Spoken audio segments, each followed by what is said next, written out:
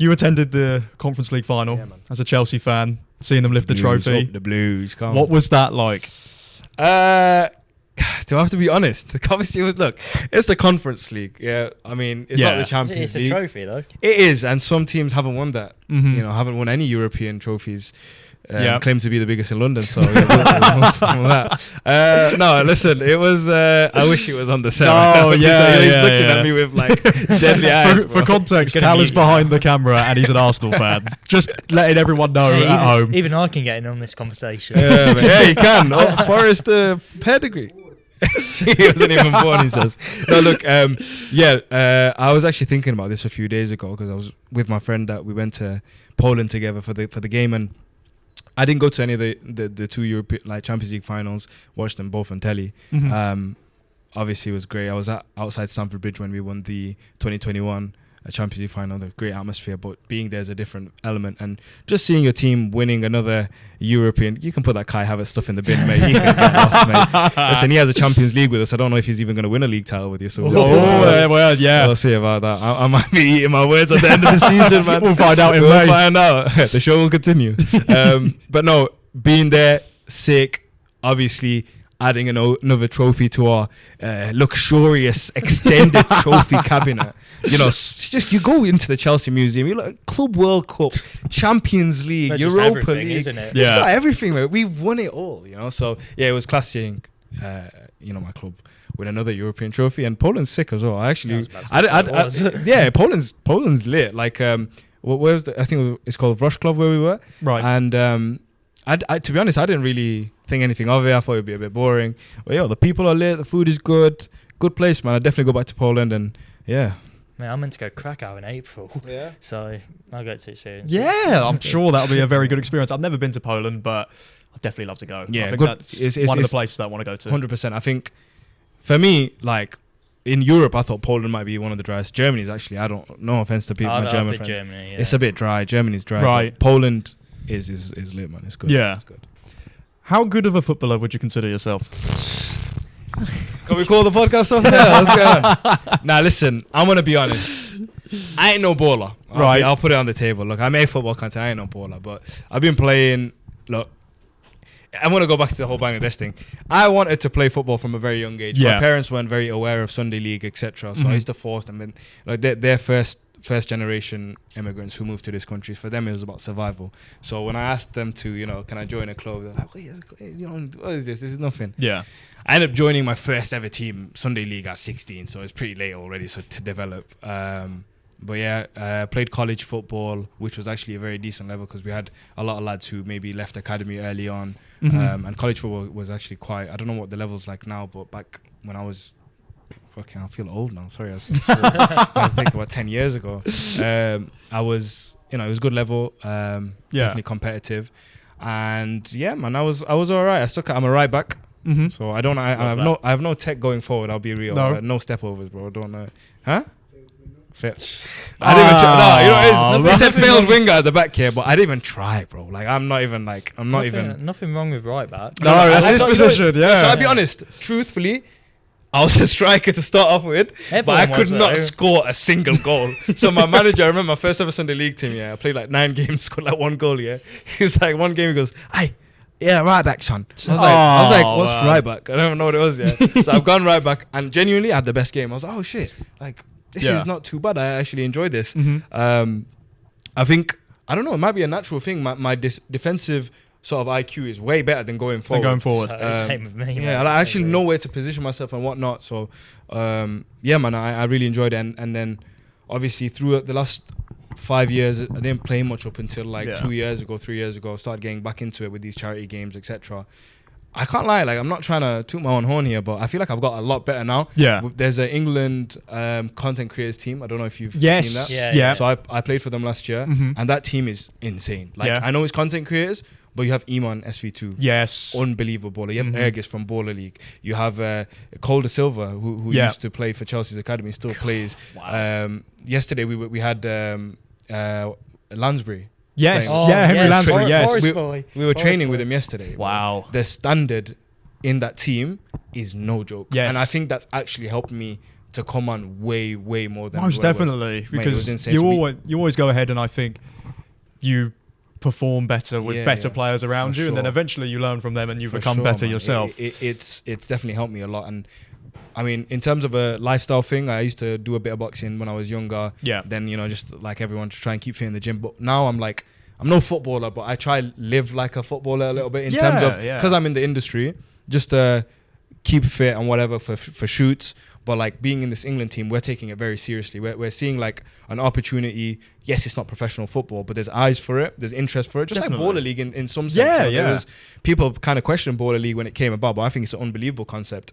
I doubted it when it came about, but now you watch it, the talent level there is insane. Oh, it's yes. really competitive. So we're looking at the England project, and we played Spain last year. We went to Germany, played Holland, Italy. Their guys have been together for a while, so they you know, we could see the competitiveness. And then we had the Malaysia World Cup. I broke my leg in July, so I was in the squad for the World Cup, and then that sounds so cool. I was in the squad for the World Cup, but then I couldn't go to Malaysia. But there's another World Cup this year. It's going to be like a yearly thing. Yeah. And yeah, man, it's just like motivated me to get a lot, like lock in with football, and Yeah. actually just enjoy it and try and get better. You know, it's not no Premier League or Champions League dream, but you know, it's cool to have that. What we all had as kids, really wanted to be a footballer, right? Definitely. It's cool to be able to have that element, even though if it's in your own imagination. Yeah. I got England camp tomorrow, so I can't do this, I can't do that. It's cool, man. Yeah. Well, you mentioned charity matches. You played in some stadiums as well, haven't you? Yeah, man. I played at Forest. Yeah. Yeah, I told you now. I played at Jealous, Forest. mate. I'll try to get you in. I'll try to get you in next Oh, time. No worries, love man. it, mate. Don't worry. Are you at Stamford Bridge as well? I wanna say, yeah, Bro. Oh, Stamford Bridge, class. I played at City, Stamford Bridge, Forest, and I know I'm missing one or two more, but Stamford Bridge was obviously crazy being a Chelsea fan. I had a chance right at the end. I've got a clip of it, bro. I just put my head down and I just smashed the ball. I just wanted to score, just for the clip. I would use it again and again.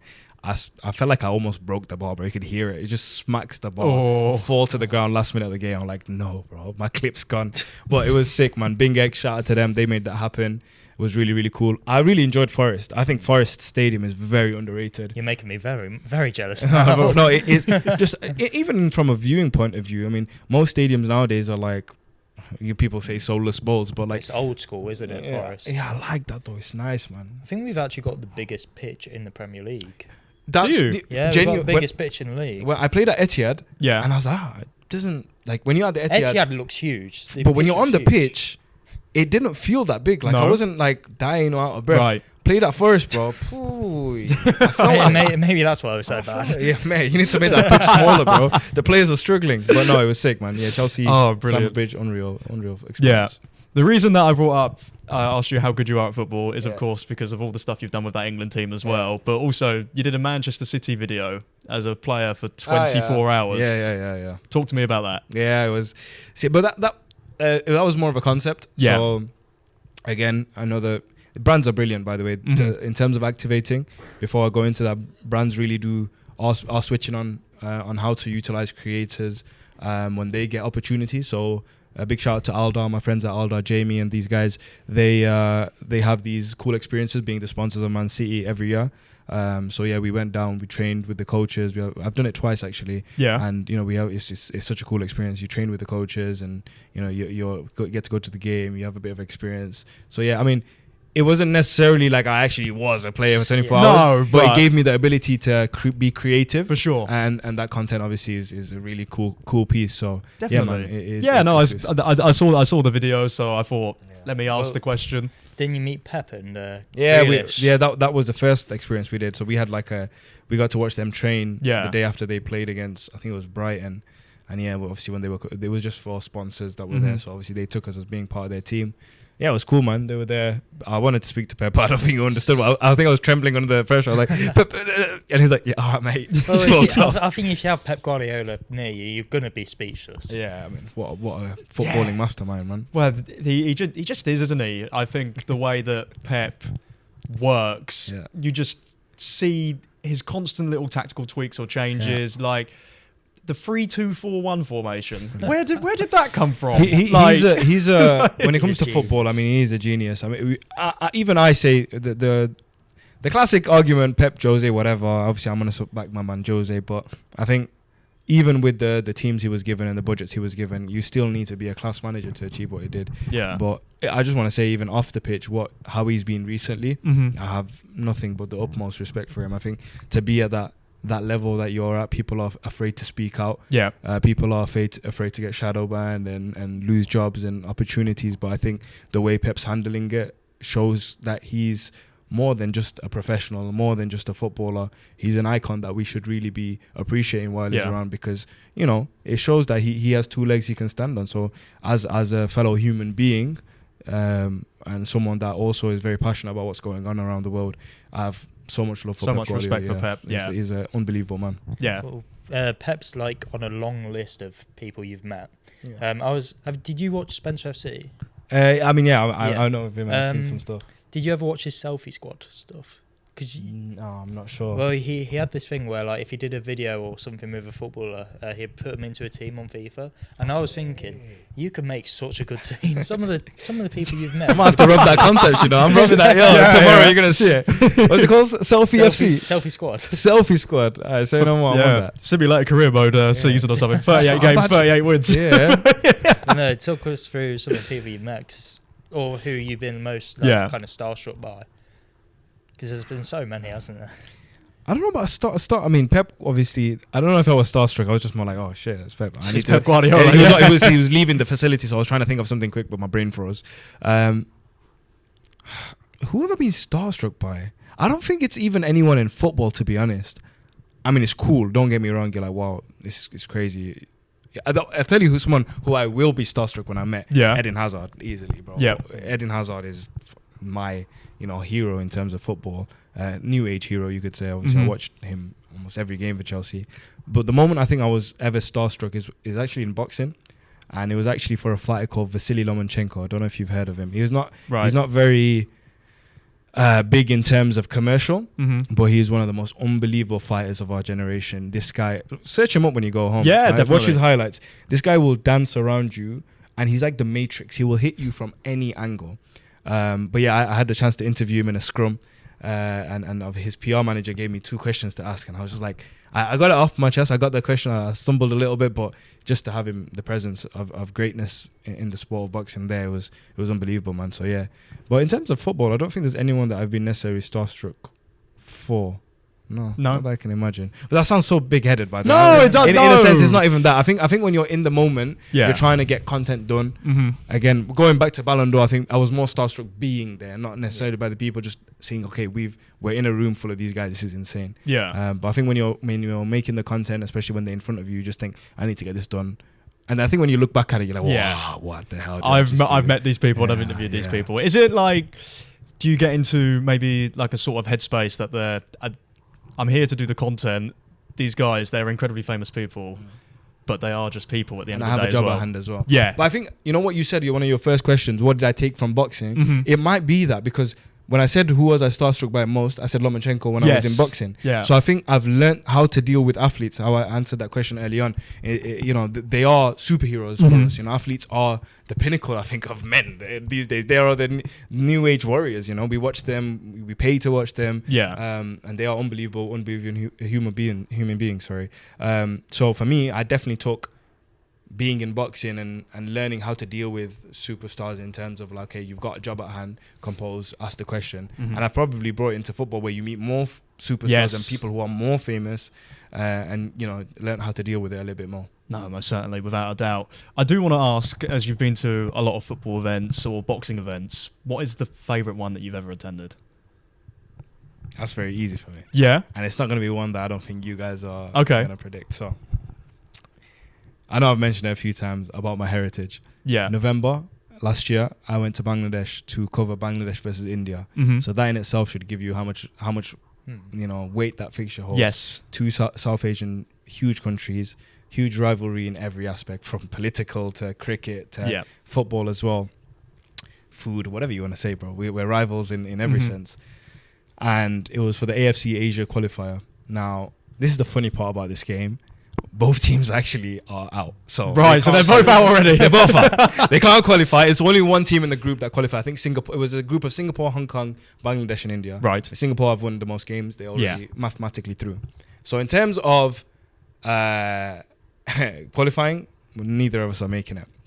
However, Bangladesh football has taken a big rise. We've started to get a lot of diaspora players in. Hamza Chowdhury chose to represent Bangladesh, which was huge. He's like Ronaldo for us back home now. Yeah. You've met him, haven't you? Yeah, he's a good friend of mine. He's what an inspiration. I mean, choosing to represent your country is a huge thing, and Bangladesh's football hasn't had that sort of spectacle. They're more crazy about football than cricket, but cricket was always bigger because we didn't really have anything in football. Anyway, going back to the point of the India game, we haven't beaten India in 22 years, right? Which is quite embarrassing, look. Yeah. Game comes around, stadium's packed. The new age of Bangladesh football, we need to prove something. We need to show that we are now going towards something successful. The game ended 1-0. I was pitch side. Obviously, I've got a lot of supporters back home. It was insane. Like, that was a moment that was, you know, when I said Ballon d'Or was the most second craziest, that was the most craziest thing because the fans in the stands knew who I was as well. So it was almost, I was getting player treatment. So it was insane, the most craziest thing. And the way we celebrated, I was asking myself, I was like, why am I so gassed? We're not even qualifying. This is like almost a friendly, but if you see from the content, the emotions, Hamza came over, we hugged. You could hear him he said to me in my, he's like, I'm fucked, bro, I'm fucked. He put everything on the line. Yeah. Just to get, and that showed you, like, of course we celebrate World Cup wins and whatever, but what does football really mean for a country that's never qualified for the World Cup to beat such a rival in 22 years? It's your country. Like that is unbeatable. Like it was second to none, and the content was just, shout out to the federation. They gave me great access around the stadium. Yeah, top, man. Top. Yeah, that's amazing that, you know, there's still, it's such a rivalry regardless of whether you can qualify from the tournament or not. There's two teams on that football pitch who want to give it their absolute all. It's pride, bro. Exactly. It's pride. It's South Asian pride. You know, like it's like Man United, Man City. It's always going to be big, regard. Even if it's a pre-season game, people will tune in to watch. So two nations with, you know, India's got 1 billion people. Bangladesh has nearly 300 million a population. Huge attention for this type of game, for football. You know, they love Bangladesh. By the way, when Argentina won the World Cup, you should have seen the scenes in Bangladesh. A lot of them support Argentina because of like the Maradona effect back in the day. So it's kind of stuck. And like they're now recognized in Argentina as well. They support Bangladesh. Wow. It's actually if you look up the story, I don't know if Copper 90 covered it or what, but it's a mad connection overseas for both countries. So yeah, it was like, even when we beat India, Argentinians were celebrating. That's so crazy. Beautiful, man. That's amazing. But that's the beautiful game, right? Yeah, that's the thing. As you said, like, you know, two nations completely on opposite sides of the world, both going ahead and supporting each other. That's beautiful. Unbelievable. And look, we're playing Singapore again. I might be going out in March in Singapore, which is cool to be there, but obviously I wish it was at home. And then we have the SAF Championships coming up this year, South Asian Euros, you could call it, with India, Bangladesh, Pakistan, Nepal, and a few others. So yeah, hopefully they can put their hands on a trophy for the first time in a while. And 2030 World Cup, 2034 World Cup, that's the goal now. The World Cups, you know, the brackets are larger now. More teams can qualify. Look at Curacao. Yeah. Small nation. I think it's 108,000. Yeah. Bro, that's it's crazy, nothing, bro. So it gives these smaller nations or nations that haven't had the opportunity to qualify really make history. So yeah, man, exciting times ahead. It's really nice to see smaller nations go ahead and qualify for the bigger tournaments and do well. I am going to bring up Iceland versus England. Unfortunately for England, it didn't pan out well. But I'm pretty sure they had like the population of Leicester or something like that, crazy. And then they went ahead and, you know, won. Euros now, 2016. Yeah, 2016 Euros. Didn't even realise it was that small. Seriously, you know, so when you see a nation go ahead and do that well with such a smaller population, or maybe if they have a larger population, but, you know, football has potentially not been primarily the main sport over time, when they go ahead and do well, I think it's just such an amazing thing.